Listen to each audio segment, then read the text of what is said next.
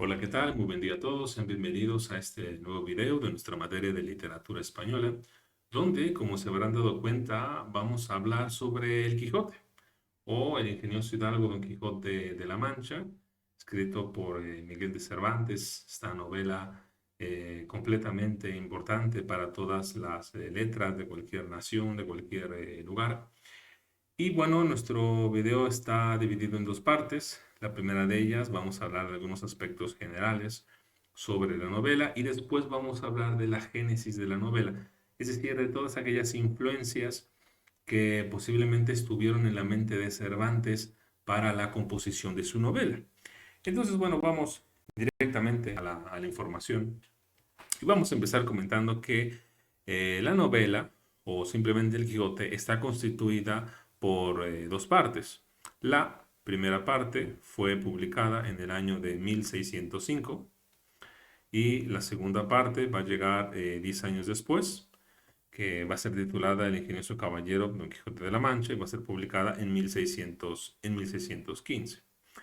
Pero hablando de la primera parte, esta fue impresa en Madrid y estuvo a cargo del editor Francisco de Robles y fue publicada cuando Cervantes contaba con 57 años. Es decir, ya era un hombre pues ya maduro, ¿no? Ya había viajado a muchos lugares, ya había visitado diversos sitios, había enfrentado pobreza, había tenido distintos trabajos, había estado incluso en la cárcel.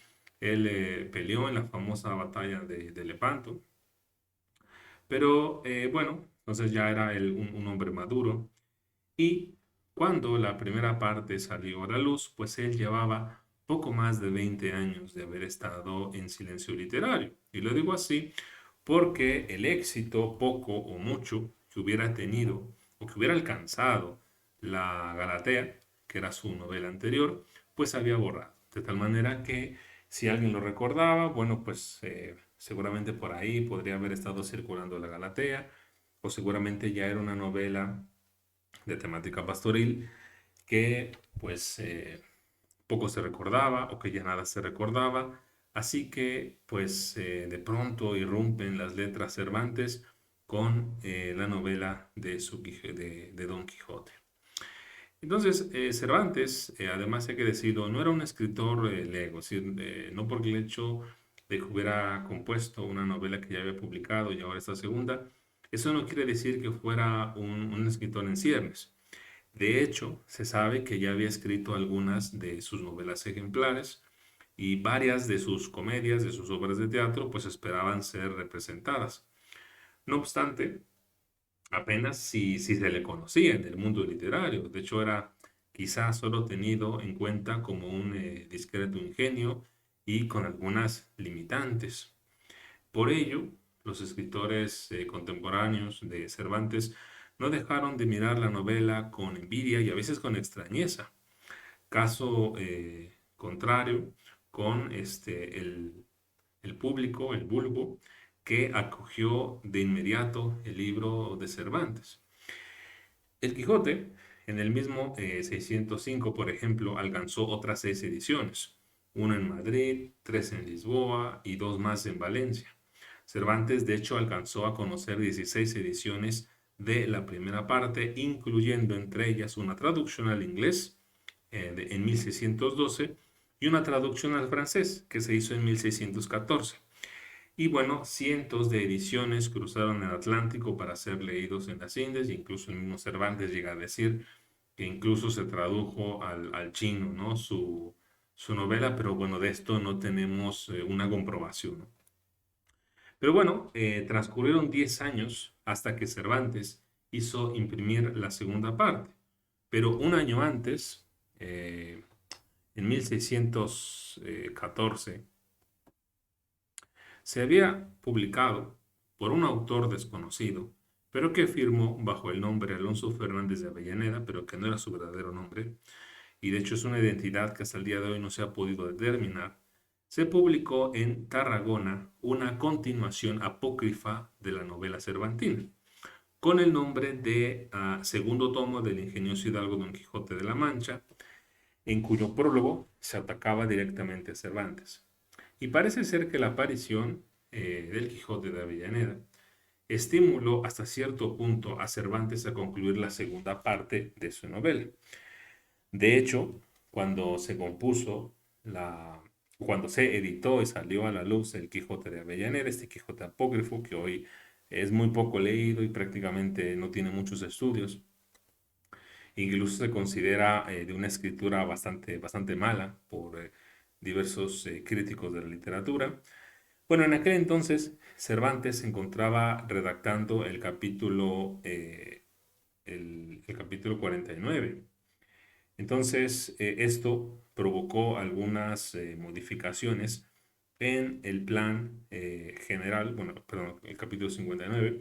Esto provocó algunas modificaciones en el plan general de la obra, ¿no?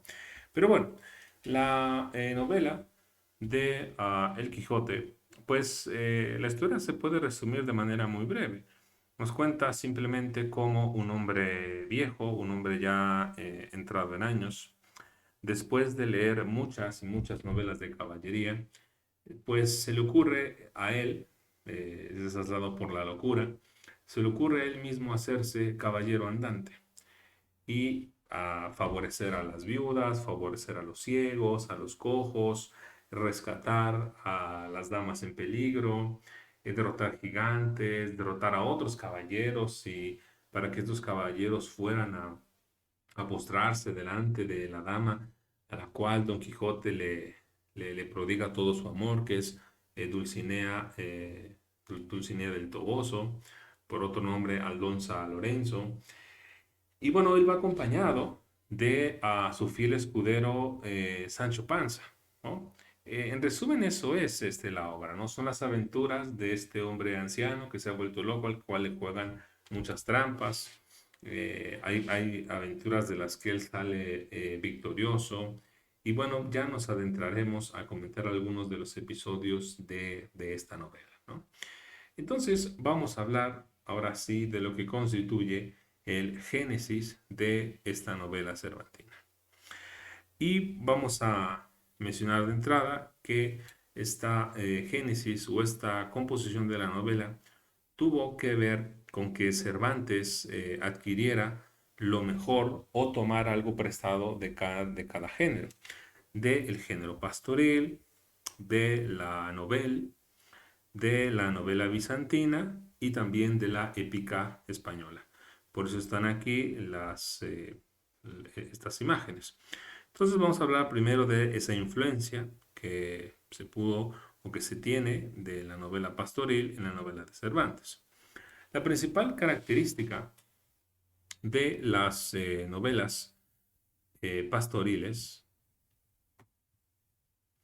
es presentar una imagen idílica de los amores de pastores y de pastoras en entornos arcadios, ¿no? En los que las ovejas pues pastan en verdes prados, junto a arroyos de agua, encantados o encantadas además por melodiosos lamentos de los tristes amantes acompañados de flautas y de rabeles. Ya algo así hemos leído cuando leímos la Égola primera de Garcilaso.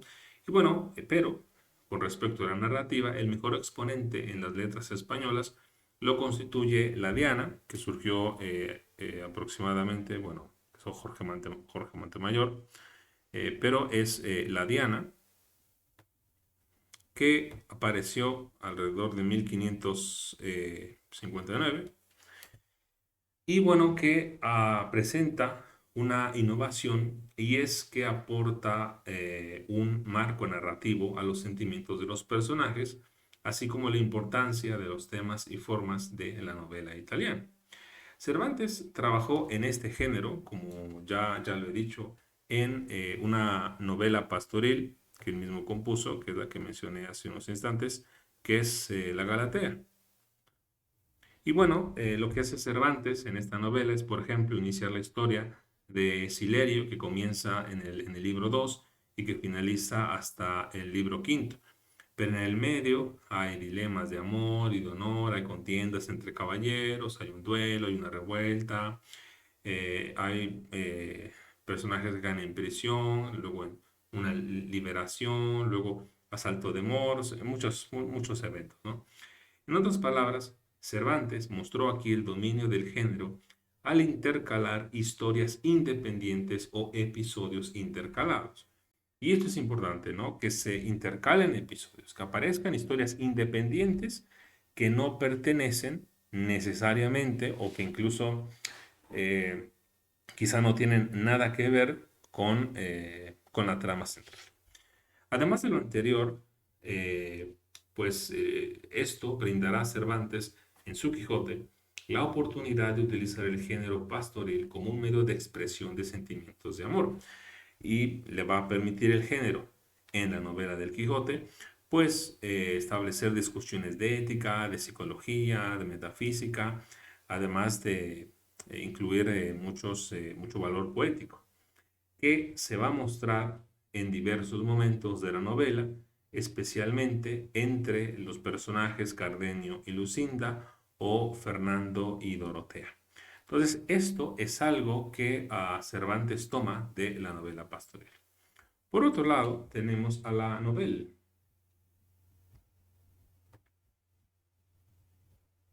Y bueno, estos eran relatos breves, contados por varias personas que, de manera alternada, hacen de narradores y de oyentes para el entretenimiento, para su diversión o para la instrucción de ellos mismos y, por supuesto, de los lectores.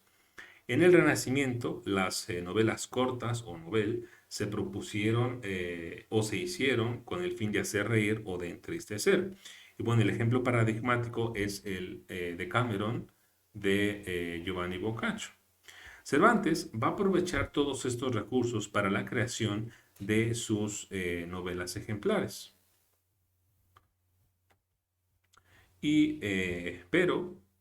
Sobre todo en El Quijote, ya que le dará la oportunidad de presentar una diversidad de temas, jugar con la extensión, sintetizar argumentos, presentar temas populares, generar diálogos didácticos, dar a conocer una visión desencantada y espiritual de la vida o de la condición humana y por supuesto le permite trabajar la complejidad de su estructura que buscará generar reacciones entre los oyentes, ¿no? En algún momento incluso va a aparecer una pequeña novela dentro del Quijote, que es la novela del curioso impertinente, y es una historia que es leída por el cura, que aparece en la novela, muy amigo del personaje Don Quijote, que le cuenta una historia a todos los oyentes que por ahí están, ¿no? Es una historia que podríamos decirlo así, pero esto entre comillas, que no tiene nada que ver con los sucesos que se están desarrollando en lo que serían la macrohistoria o la macronarrativa de la novela. Entonces, quisiera que vayan viendo cómo Cervantes, poco a poco, mientras que iba probando un género, él mismo trataba de imitar ese género en alguna obra, ¿no? Pastoril, él hace la Galatea, para la novela, él hace las novelas ejemplares, pero también cada uno de estos géneros narrativos o géneros novelescos están presentes también en la novela del Quijote. Después tenemos la novela bizantina. Novela bizantina. Y bueno, este fue un género que se desarrolló desde el siglo I antes de Cristo y hasta el siglo IV después de Cristo. Entonces, ya es una literatura que, bueno, que ya tiene su tiempo de haberse hecho, pero bueno, que al principio fue una literatura que fue prohibida por los sacerdotes del clero pagano.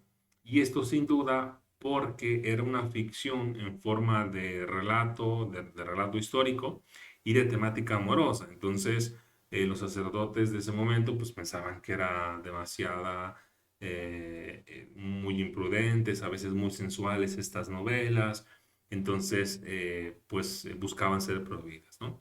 Pero bueno, de lo que se habrá compuesto en este periodo, solamente nos quedan cinco de estas novelas, que son Querias y Callorre, de Caritón de Afrodisiade, Las Efesiacas, de Genofonte, Leucipa y Clitofonte, de Aquiles Tacio, Dafnes y Chloe del Hongo de Lesbos y seguramente la más famosa de todo el género y que su redescubrimiento en el Renacimiento fue muy importante y fue lo voy a decir así, ¿no? Un bestseller dentro de los escritores y pensadores del momento, pues fue Las Etiópicas, o por otro nombre, Teágenes y Clariclea de Heliodoro.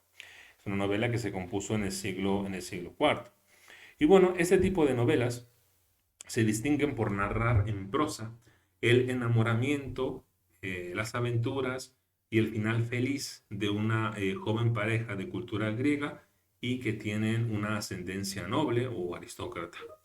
Los protagonistas son una bella muchacha eh, y un apuesto joven que se enamoran a primera vista y que son separados por bandidos, o por piratas que raptan a uno de ellos por la fuerza. Y bueno, se exalta la religión, se pretende moralizar, dar una interpretación optimista del mundo, porque los protagonistas tienen un final feliz y los personajes malvados sufren o mueren castigados, ¿no? También aparecen máximas de conducta, pero sobre todo tratan de entretener y deleitar al lector.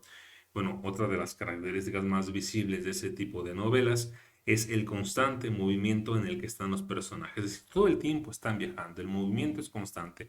Nunca se quedan en un solo sitio, siempre viajan, ¿no? De hecho, particularmente recomiendo mucho esta novela, que de hecho acaba de ser vuelta a publicar por la editorial Gredos y que ya está por ahí a la venta. Realmente la recomiendo mucho, es una novela muy entretenida, es la novela típica de aventuras y bueno, si la leen van a ver que buena parte de las historias que hoy nos cuenta Hollywood, bueno, vienen de aquí, ¿no? O surgieron en este lugar, ¿no? Todos esos incluso lugares comunes. Lo anterior, por supuesto, va a ser aprovechado por Cervantes en su obra El Persiles y Sigismunda. Entonces, vean, otra vez, toma un género y luego lo imita para la creación, ¿no? Pero no solo ahí, también en el Quijote.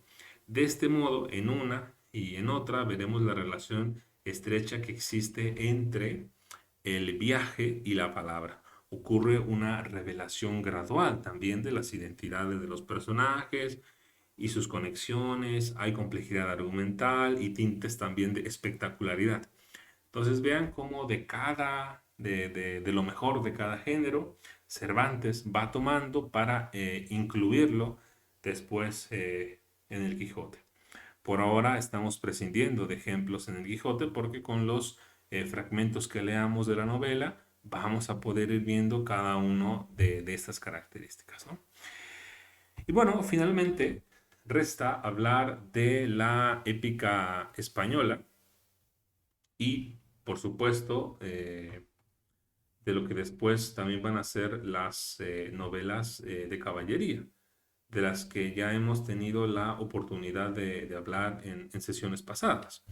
La épica, bueno, tiene una amplia trayectoria, ¿no? Y aunque no creemos que el Cid sea la primera manifestación de la poética española, sí es un esfuerzo contra todo lo que se escribía y era conocido en latín.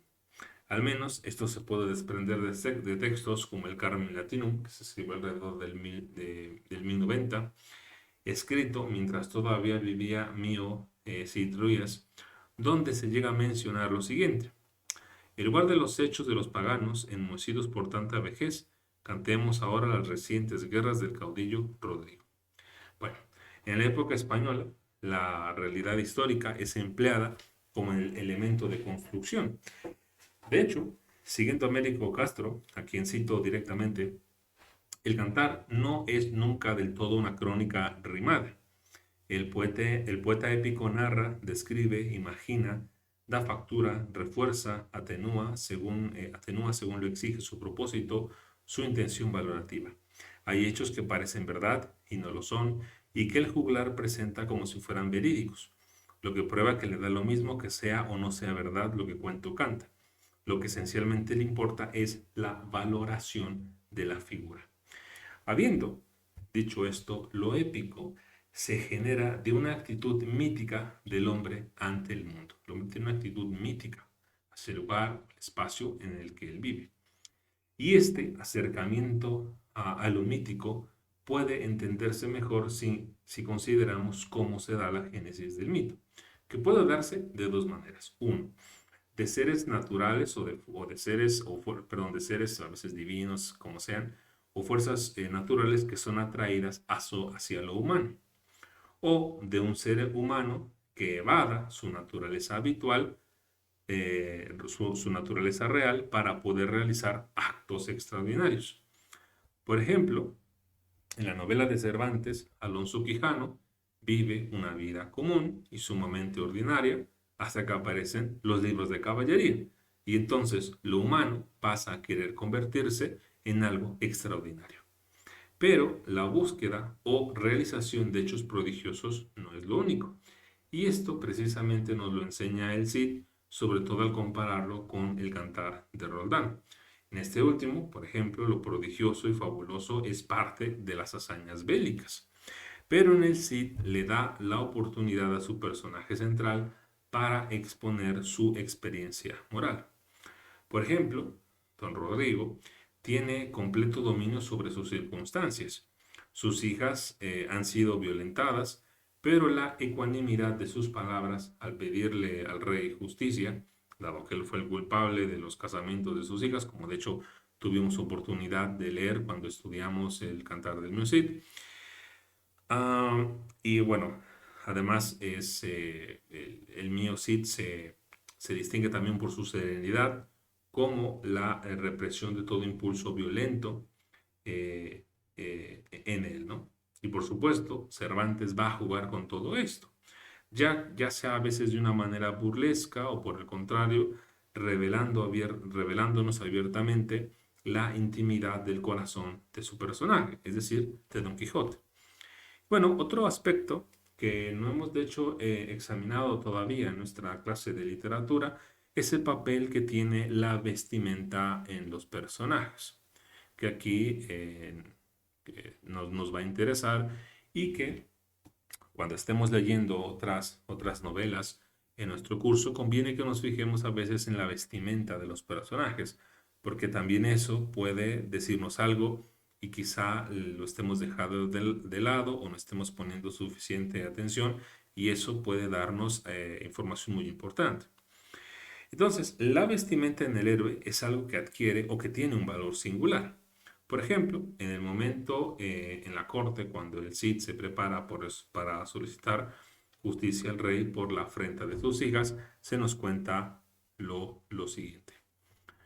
Nos detiene por nada el que en buena hora nació, calzas de buen paño, y voy subrayando aquí algunas vestimentas, que gran huebras son. Vistió camisa de ranzal tan blanca como el sol, de oro y con plata todas las presas son, el puño bien están con el celo mando, sobre ella umbrial primo de ciclatón, obrados con oro, parecen porro son, sobre esto una piel bermeja las bandas de oro son, siempre la viste mío sí del campeador, una cofia sobre los pelos de un escarín de oro, con oro sobrada, fecha por razón, que no le talasen los pelos al buen Cid campeador.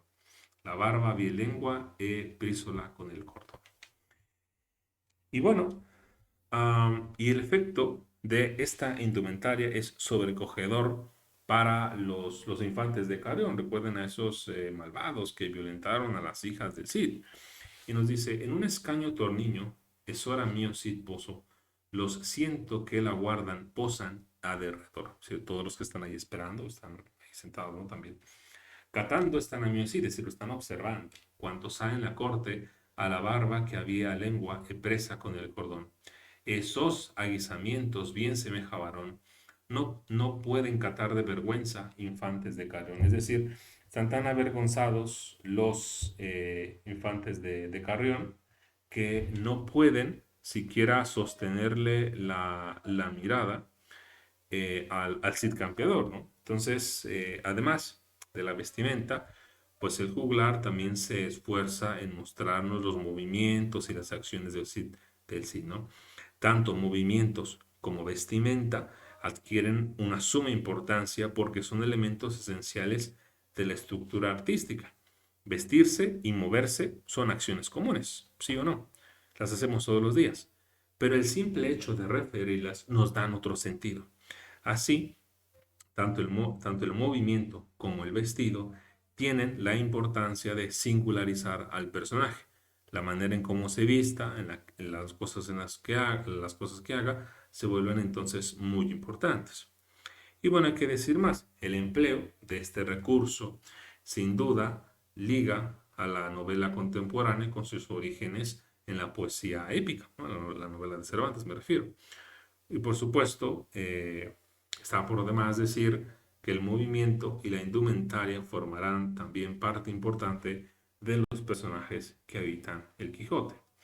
Entonces, en este caso, pues la novela que surge a partir de la épica española y de las novelas de caballería, pues va a ser precisamente El Quijote, ¿no? Entonces, bueno, hemos hablado un poquito de los momentos de publicación de la novela, el motivo para terminar la segunda parte, que fue esta publicación del Quijote de Avellaneda, y los géneros novelescos que influyeron, seguramente podríamos hablar de más influencias en la narrativa de Cervantes, pero los géneros novelescos más importantes que sin duda influyeron en la construcción del Quijote. Cada una de las características que mencionamos de la novela pastoril, de la novela bizantina, tanto de la épica como de las novelas de caballería, las vamos a encontrar en la gran obra y en la gran novela que es el ingenioso hidalgo Don Quijote de la Mancha. Entonces, en las lecturas que hagamos hay que tener los ojos bien abiertos para ir viendo cada una de estas características. Muy bien, entonces, pues sería todo por hoy y nos vemos y que pasen un muy buen día. Hasta luego.